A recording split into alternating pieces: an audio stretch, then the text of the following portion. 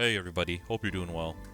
So with the recent release of Tactics, Cosmos, after what feels like forever, Kujo finally blessed us and we have it here in our hands, finally.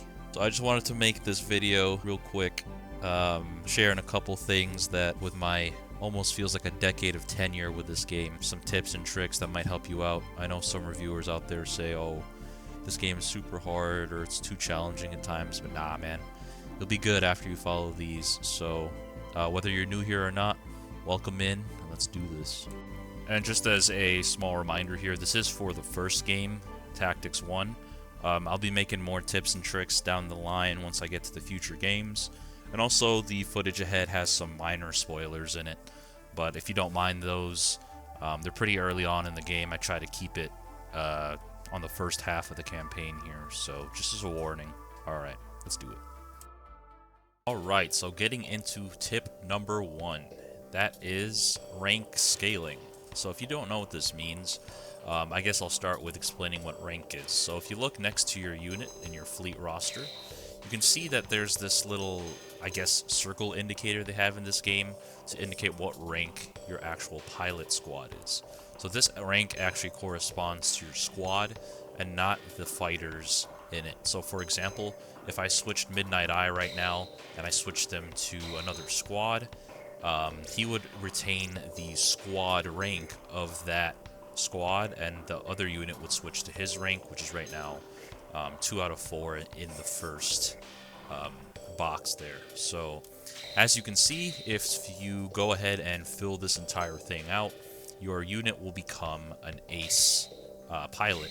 So with ace units, their stats are boosted one way or another, and it's to the maximum of that stat cap. So this is really important to learn, especially what different rank scalings do in the game. So for example, you would probably want Future World at a high rank.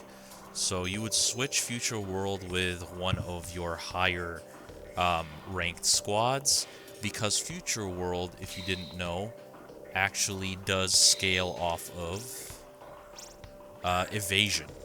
So as you can see on the left panel here, evasion is really important in this game because there's a lot of weapons that do high damage but are actually low hit rate.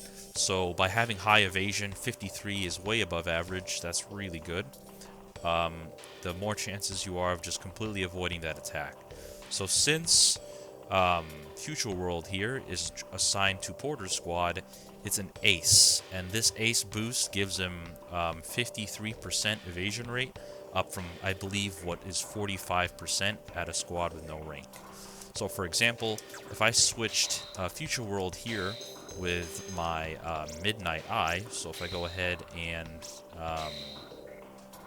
reassign this unit, go up here, reassign this to my Future World, the Future World is now down back to 45% evasion rate because his skill level at the bottom left there is back down to nothing. So each of those full squares will grant him 1 skill level. So at skill level 0 here, he has the base evasion rate.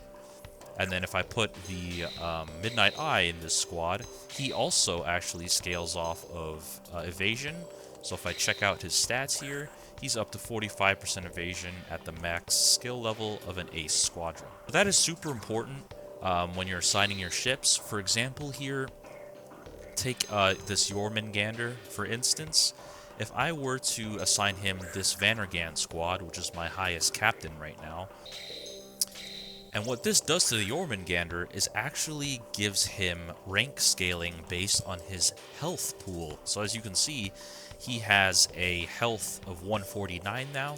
So we know that the main hull of the Jormungandr does scale with HP, which makes his Vulcan power stay the same because he doesn't scale off of damage. And as you'll learn in this game, units that scale off damage and evasion for rank ups are the best units to have in your ace squadrons. So let's go back and actually switch this guy out. As you can see, the main hull of the Vannergan here does scale with HP, so our Vannergan has more health compared to the base model. But if we actually go into the Vannergan's other parts here, so here we are inside the mission, and we're checking out Vannergan's inner parts here. So as you can see, since he was in this squad, he has increased HP. But if we go to something like the bridge section, that is also the same rank as the captain skill level. This actually scales off of power. So as I said before, power is super important scaling in this game. If you have power scaling units, you need to put them in your highest rank, squadrons or captains. So the bridge gun here has increased power, 48 damage, that is pretty beefy. And also his charge weapon, his vein cannon, this is doing 128 power now, since it does scale off of captain level as well. That is incredibly strong. Huge tip, keep that in mind. Alright, second tip I have for you here. These next couple should go by pretty quick. Really important thing in this game, docking. So docking, if you don't really know, which you should, basically allows you to store fighters inside of your capital ship. So whether that be your small carrier on the bottom here, or the cruisers, or other bigger ships that you get later in the game. So for example, if a unit is injured and they dock inside these ships, they'll be able to get repaired fully and refueled fully in one turn after the fact. So that's super important in battle, but what people usually miss is before battle. So in Cosmos, in all of the games, you can actually dock your ships now inside the formation unit deployment phase. So for example, over here, let's say I throw down my fighter over here, another fighter over here, another fighter over here, and the last one here. I'm actually not out of deployment space yet. As you can see on the bottom too, there's a ship with available space. So that means there are ships that can dock units. So I can actually throw in my POW armors in here, and my support unit in here. That's all fine and dandy. We can fill these ships up and have a much bigger formation after the fact. But what people do in fact miss is something pretty important once you obtain this ship. So let me just take my future world out of here for now. So later in the game, you will get some units that are bigger. Fighter units that might have pods. So first of them is Daedalus. So Daedalus is a fighter that has 2 orbital pods attached to it, making him a 3x1 unit. So if we go over here, this guy is pretty lengthy, and I can't really put him down anywhere right now. Oh, this is a predicament, right? But what people don't realize is that, and this is only for fighters of this size, if we take Daedalus here and we dock him, we can actually fit him inside this carrier. And this carrier actually has, as you can see on the right here, only 1 slot taken up, even though Daedalus is technically taking up 3 slots on the deployment grid. What I'm trying to get out of this is that it's super important to have units like Daedalus docked in your unit deployment phase to literally save you 2 spaces of deployment. This is super important in the later game when you're fighting for that deployment space, so you can put down more powerful fighters. And the next tip I have for you here is how to use desync properly. So in this game, desync allows your units to basically cloak themselves in another dimension, and they get revealed if an enemy runs into them, but they can also move super fast, and what most people miss, inside walls. So let me show you something here. So I'm trying to aim for the Selenium to try and get some Selenium ore to mine. But soon enough, a lot of Bydo units are going to come flooding in here and trying to destroy my supply drone. So let me show you how I deal with that using the desync on Daedalus.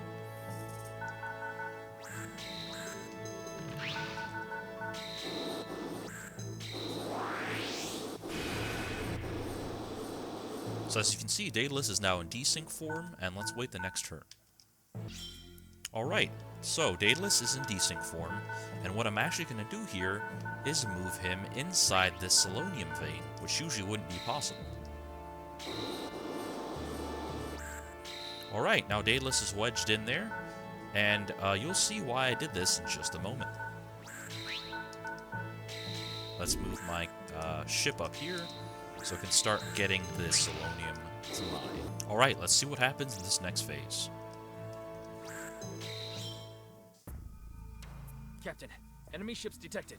Alright, so some Bydo units are coming in here. Oh, and as you can see, Space-time distortion detected by the enemy, remaining still for now. But what just happened there was that this unit ran into this pod, or maybe Daedalus's main body, and what that did for him was it canceled his turn.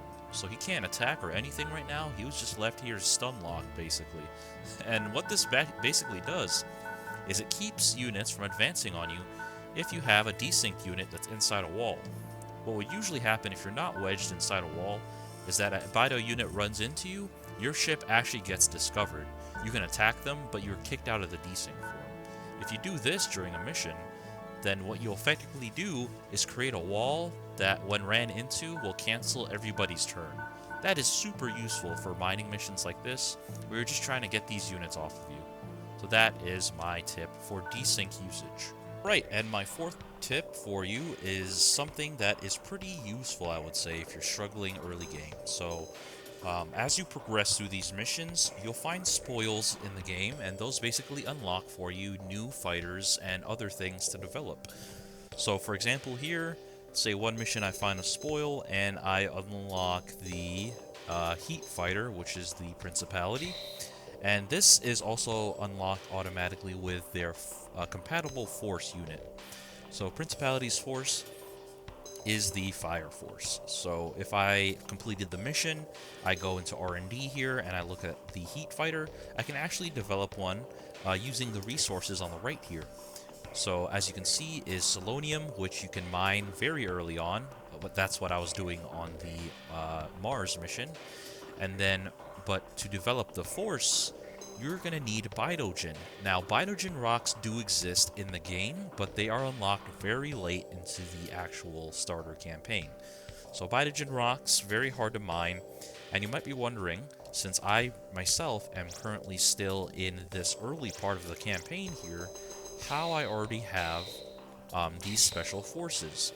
Well, early on in the game, you also unlock another unit, namely Future World. And Future World is going to be very important. Not only does he move very fast, has good radar, good evasion speed, and a pretty powerful charge cannon, which is a blast wave, good pattern, 115 damage, nothing to scoff at there. But he also has something very important called Harvesters.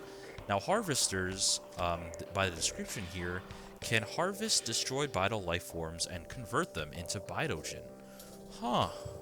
Things are starting to click now. So if I used Future World to basically capture a organic Bydo unit, so this wouldn't work against things like Cancer or the Gains or Tablock robots, but if I use these Harvesters to basically capture a organic Bydo unit, that would actually net me a substantial amount of Bydogen, and over time, even though it's less efficient, way less efficient than mining out a Bydogen rock, over time you would build up enough Bydogen to actually research those forces. Alright, so here I am in this scenario with a Galper here, which is an organic Bydo unit.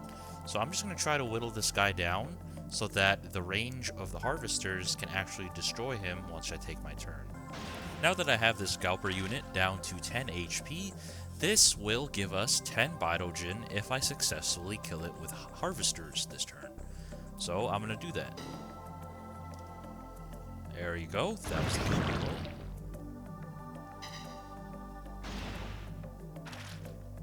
As you can see there on the bottom of the screen, obtain 10 ores of Bydogen. So that is great for us.